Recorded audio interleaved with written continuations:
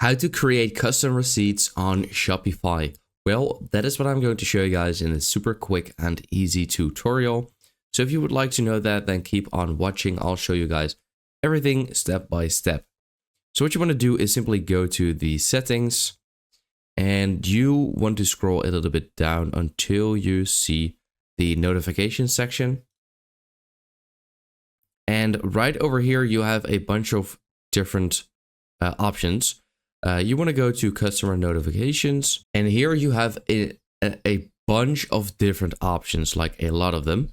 But basically what you want to do is go to POS, so the point of sale, and here you have a bunch of different like receipts. So POS and mobile receipt, exchange V2 receipt. So sent when a customer places an in-person order and requests as a receipt. So these are a bunch of like receipts. So if you find Shopify extremely useful, but you're still on the free trial, or you're deciding if you would like to use Shopify or not, or you know someone, then if you click on the link in the description or the pinned comment on this video, then it should bring you over to this page, and pretty much you can start a free trial and then enjoy your first month for only $1 or euro. So make sure to grab this deal now before it is gone, and good luck with your store. If you click, for example, on this one, you have two options. So you can basically see your email right over here. As you can see, this is the receipt email, but you can also have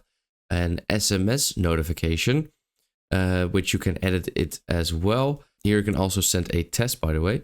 And yeah, so for example, this is the other one, which you can change and see how that would look like.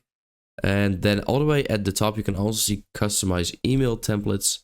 And then here you can specifically edit your template as well. For example, the accent color, you can change that to, for example, red and such. So you can also add a logo, and here you can click on save.